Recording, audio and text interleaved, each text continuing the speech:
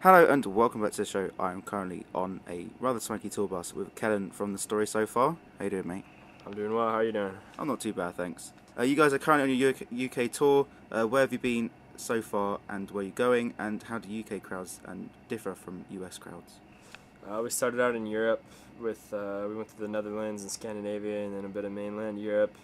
This is our third show in the UK, and thus far the shows have been really good. The first show we played in Southampton got shut down, as we were talking about before this, because there were so many kids in the second story of this building that the floor started to collapse, the supports started to collapse, and so the floor was like sunk in, and so we only played two songs before the security ran up frantically to close everything down. So, but it was one of the best shows we had.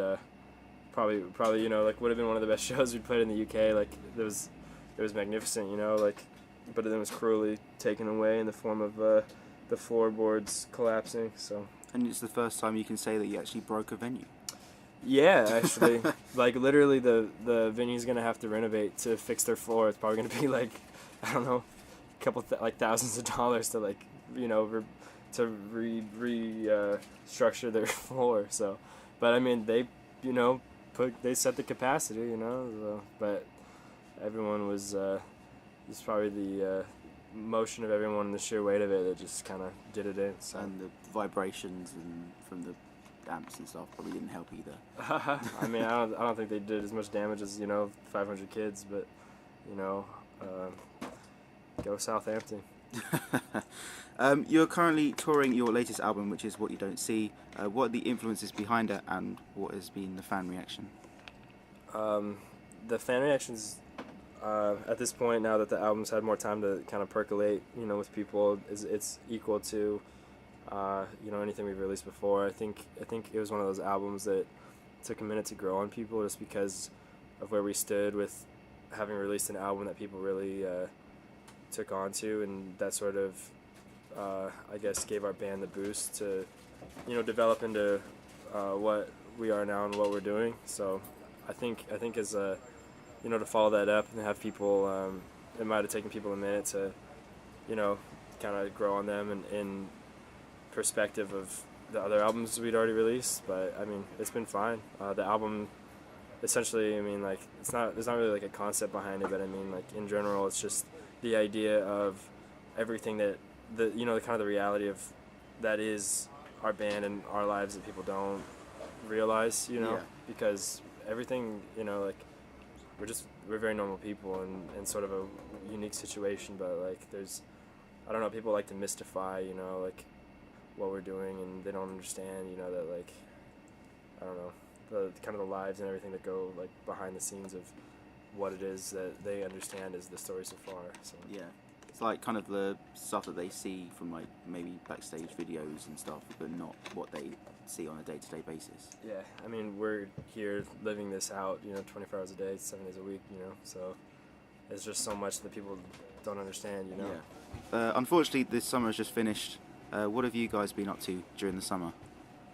For the summer, we've been for this summer coming up, or The one that's just finished. just finished. We just did Warped Tour. It was nice. We did that. That ate up most of the summer. I don't know. Like, it's such a massive tour but it runs so smoothly. It's kind of weird how it all works out. But there's so many bands and there's so much travel and so much logistics to it all. But like, I don't know. It was really smooth. It was nice. Cool. And what have you got coming up for the rest of this year? I mean, you've got the tour still going around the UK and Ireland, but after that, what are you guys up to? We're doing a headliner in the fall with we're having Stick to Your Guns open for us, and Such Gold and Rotting Out, Okay. and then a couple of our friends opening up. And other than that, we're gonna go do Soundwave later in the year. We're gonna go to Australia. We got a couple things lined up that we haven't announced yet, but we'll be very busy this year with touring, and so people I don't think there'll be any shortage of our services through the U.S. and elsewhere in the world. So a lot of touring and a lot of gigs more than anything else. Yeah, we might try to take some time off like much later to try to start writing some new material and whatnot. But right now we're just pretty lined up. And we spoke earlier about the floor caving in at Southampton, but apart from that, what has been the craziest moment that you guys have experienced? I don't know. What's the craziest thing that's happened on this tour? Partying on a boat? Oh yeah, we went to a boat party and where was that? That was in Sweden. Gothenburg. That was pretty crazy. So we went into this like boat and it was kind of like empty to begin with, and then like over the course of like 20 minutes it was just like popping off with Swedes, So it was pretty crazy. The people, not the vegetable. I take it. The people, yeah. And if you could have any superpower, which one would you have and why? I would be able to Kirby suck people into my mouth and take their powers. But what if they didn't have any powers anyway? Or if they're all just normal people and you're the only one with a superpower? Yeah, You'd but just like be I eating would and spitting out suck people. up all their knowledge and whatnot, and then I could just like hurl them off a cliff like in Super Smash Brothers or something. If they were a big jerk or something. That's not a bad idea, actually.